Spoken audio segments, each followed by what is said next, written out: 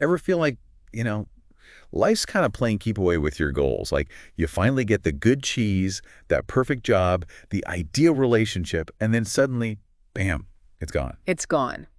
And that's exactly what we're diving into today with Who Moved My Cheese? Yeah. This deceptively simple little parable that sold, what, a bazillion copies? At least. There's a reason for that. Absolutely. And I think deep down it's because we can all relate to that feeling of, hold on, the rules just changed on me, you know? Yeah. And this book gives us a framework, even a vocabulary, to understand not just that change happens, but that our reactions to it actually matter more. It's not just about the change. It's how we react to it. Yeah. And that's what we're all about here. Exactly. Actionable advice. So we're not just summarizing this story. We're going deeper. Yeah. We're going to unpack the psychology Absolutely. behind these little cheese-loving characters. Yes. Sniff, Scurry, Hem and Demal. Oh, I love them. You've met them, but have you really thought about who you're most like? And what's so fascinating is it's rarely a one-to-one. Right. We all have a little of each of those characters in us, depending on, what life throws our way. Oh, 100%. And to set the stage, we've got this maze. Yes. Right, this maze, but it's not just some labyrinth. It's a metaphor for Life. Yes. Careers, Yeah. relationships, even our own heads. Oh, for sure. It can feel like a maze sometimes. Absolutely. And within this maze, we're all looking for that cheese, The cheese. right? That thing that signifies, success, happiness, stability. Okay, so that corner office with your name on the door, Cheese. cheese. Big cheese. Finding the partner that truly gets you. Major cheese alert. Major cheese alert. But here's where the parable gets really insightful. It doesn't shy away from the fact that this cheese, these things we're striving for, they're not permanent. Not at all. Someone or something is always moving the cheese. Always. And that's where those little cheese chasers come in. We've got Sniff and Scurry, those little mice, all instinct. They find their cheese, they load up, and when it's gone, On to the next. on to the next. They're instantly adapting and looking for new cheese. Sometimes I envy that simplicity. Right. No overthinking, no existential dread, just pure instinctual action. But then we have Hem and Haw, Yes. our little people, shall we say, who represent Oh, yeah. the more emotionally complex side of humanity. Well, let's be honest. That's most of us, right? Right. And this is where the book really digs into that psychology of change, because Hem and Haw, they've settled. They have. They found their cheese station C to be exact. They've decorated it. They've got routines. They're comfortable. They probably got those little cheese knives with the mouse on the end. They live in the good life. Exactly. Living the cheese dream. But, and here's the kicker, this comfort, this complacency, it makes that inevitable disappearance of the cheese Oh, yeah. all the more jarring. Oof. And they go through denial, Yep. anger. They even try to bargain. Remember that writing on the wall? Oh, yes. Maybe if we just ignore it, the cheese will come back. Oh, I've been there. Mm. So relatable. But here's the thing, and the book drives this point home beautifully. Clinging to the past, to the way things were, Yeah. it's like trying to hold on to melting ice. You can't. Yeah. You can't. And this is where the real journey begins, not just in the story, but for us, right? As readers, as listeners. It's about recognizing that our own cheese stations C, those places of comfort, of familiarity, It don't last forever. they don't. And that's okay. That's okay. But how do we go from, oh no, the cheese is gone, Yeah. to bring on the new cheese platter? That transition, that mindset shift, Right. that's where most of us get tripped up. Oh, absolutely. It's like we're wired to resist change, Yeah. even when we know it's a natural part of life. It's true. And there's a reason for it, the psychological reason.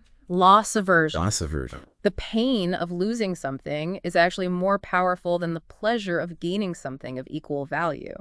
So our brains are basically having this emotional tug of war. Yes. And the loss side is always pulling harder. Always stronger. No wonder change can feel so daunting. Exactly.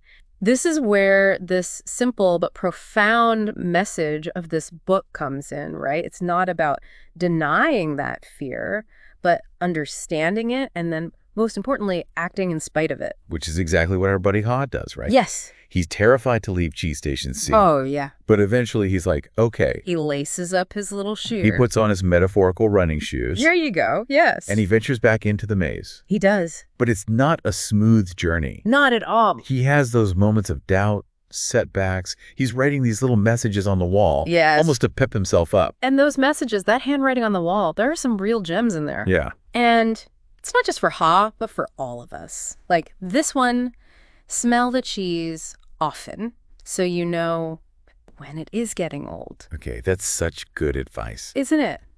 Because it's so easy to get comfortable. You go on autopilot, and you miss those little signs. Yeah. That maybe it's time to start looking for new cheese. Exactly. But how do we do that in real life? Yeah. Like, how do we smell the cheese in our careers, in our relationships, Yeah. even just our own journeys of how we want to grow as people? Well, it starts with, being present, paying attention to some of those cues that we might be ignoring. Okay. So in your career, maybe you're not as excited about the work as you used to be. Maybe you don't feel like your skills are being used. Or the company culture is changing and not really vibing with your values anymore. So that feeling of Sunday scaries, Sunday night dread, Yes. that might be a sign that your cheese at your job is getting a little, A little moldy. little moldy. Yes. And listen, it doesn't have to be like this massive overnight change. Yeah. But it's about acknowledging it, exploring your options, Right. being open to the possibility that there might be a new cheese experience out there for you. And that new cheese doesn't even have to be a new job, right? No, not at all. It could be a new project, new role within your company. It could even just be a shift in your mindset about how you think about work. Yes, it's about like taking ownership of your own cheese station. Okay, I like that. Right. And being proactive in making that environment something where you can thrive. So if smelling the cheese is about the awareness, Yes. then taking action, Yeah. that's the next hurdle. And that's a big one for a lot of people. Oh, huge. It is. And I think that's where this other great one comes in, another hot wisdom. What would you do if you weren't afraid? Ooh, I like that. Such a powerful question. It is. Because it helps you separate the fear from the actual decision. Yeah. It lets you imagine the possibilities that you might just be too afraid to even consider. Yeah, because fear puts blinders on us. It does. It limits our perspective. We're stuck in this loop of what ifs and maybes. Yes. But when we take that fear away, we open ourselves up to, I can do this, and what if it actually works out? That's it. That's the magic. It's like fear builds its own little maze, Yes. where the walls feel like they're closing in, Yes. and the only cheese is that moldy stuff we're trying to get away from. That's such a good way to put it. And it really highlights how important it is to change our perspective. Yeah. Because a lot of times the biggest obstacle isn't the actual change, but how we see it. It's not about being fearless. No. Let's be real. We're all human. We're going to feel fear. Right. It's about not letting fear be the thing that makes decisions for us. Yes. And that takes practice, right? Yeah. It's a conscious effort. Acknowledge the fear, but then ask yourself, okay, but what's on the other side of this? What's so interesting about Ha is that as he's pushing through those fear barriers, Yes. as he's dealing with these uncomfortable feelings, he actually starts to kind of enjoy it. Yeah. The journey. The journey. He finds this freedom, this empowerment, knowing he's not just reacting to change, but shaping his own path. Absolutely. And that's what people miss. Yeah. Change isn't always something that just happens to us. It's something we can be a part of. Yeah. We can even be the ones who get it started. So it's not about finding new cheese. It's about becoming someone who is always looking for it, always open to those new possibilities, new experiences, new ways of thinking. Exactly. And I think that's where that other little Hawism comes in, the handwriting on the wall. He says, when you see that you can find and enjoy new cheese, you change course. Mm. It's about recognizing that we can create the kind of life that we want, the experiences that we want, but sometimes that means letting go of what's familiar. Even if it's comfortable. Even if it's comfortable, and embracing what we don't know yet. So what happens? Does Ham ever leave Cheese Station C? Oh, that's the question. Does he meet up with Ha? Find his own new cheese? Well, the book doesn't actually tell us. It doesn't. No, it leaves it open. And honestly, I kind of love that. Yeah. It lets all of us come up with our own ending. Because it's not really about Hundram. It's about us. It's about our journeys. It's taking those lessons and using them in our own lives, our own little cheese situations. Exactly. Whether you're more of a sniff and scurry, that instinctual let's go, or you're more of a haw, that journey of self-discovery, it all comes back to the same thing. Change is going to happen. It is. But it's our choice how we deal with it. It is. And that choice, that's what can lead to something even better than we imagined. So the next time you feel that little, uh-oh, the cheese has moved, remember Ha, embrace the change, ask yourself those tough questions, and don't ever stop looking for that new cheese. Who knows, you might find that the journey was the best part all along. The best part.